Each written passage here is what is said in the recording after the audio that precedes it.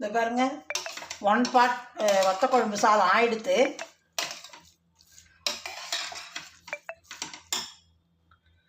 Hi friends, welcome to ARK Vasanthi கிரியேட்டர்ஸ்லேருந்து அனந்தலட்சுமி பேசுகிறேன்.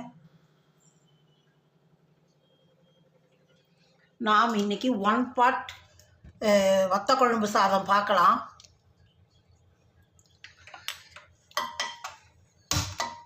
இப்போது நமக்கு கொஞ்சம் லேட்டாக இருந்தால் ஸ்கூலுக்கு சாதம் கட்டித்தரணும், ஆஃபீஸுக்கு சாதம் கட்டித்தரணும் அப்படின்னா நம்ம டக்குன்னு இது 1 பார்ட் நம்ம சாதம் தனியாக குழம்பு தனியாக அப்படிலாம் பண்ணிட்டு இருக்க வேண்டாம்.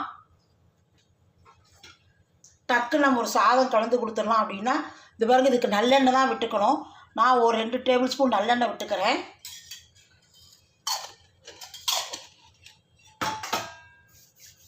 அதுக்கு முதல்ல என்னென்ன தேவைன்னு பார்த்துக்கலாம். எண்ணெய் சூடாகட்டும்.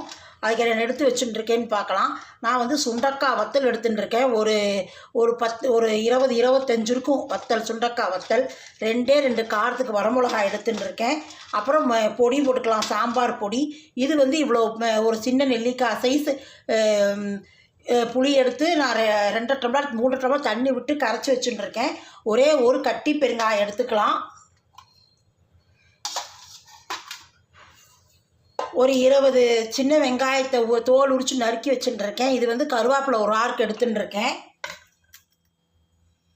புளி இதில் ஒரு 3.5 டம்ளர் தண்ணி விட்டு வெந்நீர் விட்டு கரைச்சி எடுத்து வச்சுட்டுருக்கேன். அரிசி இந்த டம்ளராலேயே 1 டம்ளர் அரிசி எடுத்துட்டுருக்கேன், பச்சரிசி எடுத்துட்டுருக்கேன். இப்போ எண்ணெய் காஞ்சிருக்கும், கடுகு போட்டுக்கலாம். கடுகு 1/2 ஸ்பூன் போட்டுருக்கேன்.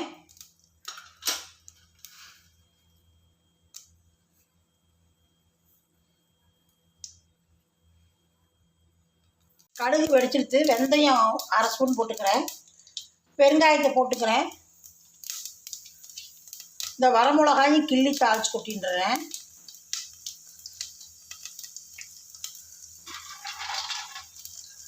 சுண்டைக்காயும் போட்டுடலாம். சுண்டைக்காய் கொஞ்சம் வறுபட்டோடனே அப்புறமா நம்ம இது போட்டுக்கலாம், சின்ன வெங்காயம் போட்டுக்கலாம்.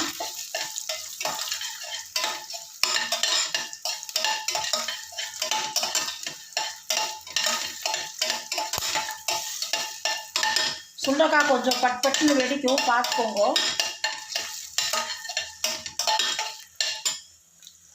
வெங்காயத்தையும் கருவேப்பிலையும் போட்டுறேன்.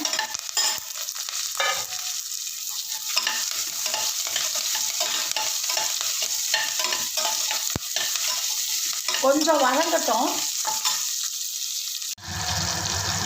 ஒரு 1/2 ஸ்பூன் மஞ்சள் பொடி போட்டுக்கிறேன்.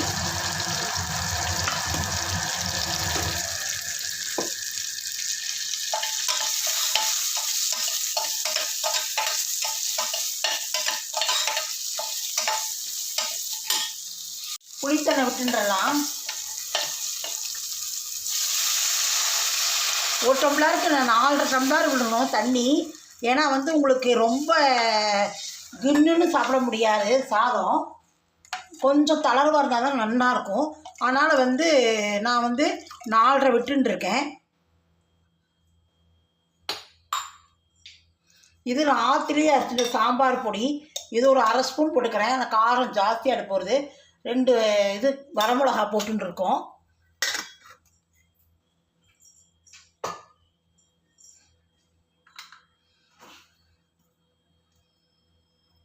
சாதத்துக்கு தேவையான உப்பு போட்டுடலாம்.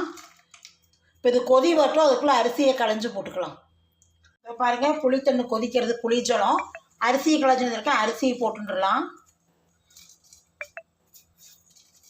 இதுலேயே எல்லாம் போட்டுட்டாச்சு. நம்ம ஒரே ஒரு கொஞ்சமாக வெல்லம் போட்டுக்கலாம். ஏன்னா நம்ம இந்த சுண்டைக்காயை டைரெக்டாக இதில் போட்டுக்கோம் இல்லையா, அதனால் கொஞ்சம் லைட்டாக கசப்பாக இருக்கிற மாதிரி இருக்கும். நீங்கள் வேணுங்கிற வெல்லம் போட்டுக்கோங்க. நான் அப்படி சாப்பிட மாட்டேன், அதனால் அப்படியே விட்டுட்டேன். உங்களுக்கு வேணும்னா தேவைப்படும்போது உங்களுக்கு வெல்லம் போட்டுக்கோங்க. லைட்டாக கசப்பாக இருக்கிற மாதிரி இருக்கும் அதனால். ஆனால் எங்களுக்கு அப்படி இல்லை.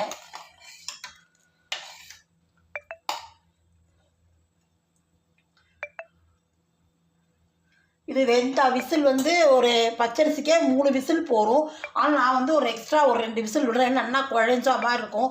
அப்போ தான் சாதம் குழஞ்சா மாதிரி இருக்கும். இல்லாட்டி வந்து விண்ணுன்னு இருக்கும். ஒரு கெட்டியாக உதிராக வெறையாக இருக்கும். அதனால் 5 விசில் விடுறேன். விட்டுட்டு சாதம் ஆனாட்டு நான் வந்து உங்களுக்கு மேலாக ஒரு ஸ்பூன் நெய் விட்டு காட்டுறேன்.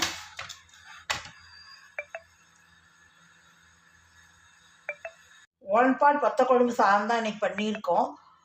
பாருங்க, பிடிச்சிருந்தா லைக் பண்ணுங்க. நெய் 2 ஸ்பூன் மேலாக விட்டுருக்கேன். நல்லா வாசனையாக இருக்கும். ஏன்னா பச்சரி சாதம் நெய் விட்டுருக்கேன், நல்லாயிருக்கும். வந்து யாராவது இப்போ என்னோடய சேனல் புதுசாக பார்க்குறேன் அப்படிங்கிற வந்து இது பண்ணிவிட்டு பாருங்க, சப்ஸ்கிரைப் பண்ணுங்க. சப்ஸ்கிரைப் பண்ணலாம் வந்து எல்லாமே small letters ARK Vasanthi creators அப்படின்னு போட்டு எல்லாம் சப்ஸ்கிரைப் காட்டும். டச் பண்ணலாம் பெல் காட்டும். அதையும் டச் பண்ணலாம் ஆல் அப்படின்னு ஒரு ஆப்ஷன் பெல் காட்டும். அதையும் டச் பண்ணலாம் நான் போடுற வீடியோ கூட உங்களுக்கு உடனுக்குடன் நோட்டிஃபிகேஷன் ஆகிடும். வாங்க வீடியோக்குள்ளே போகலாம். வத்த குழம்பு சாதம் பார்க்க.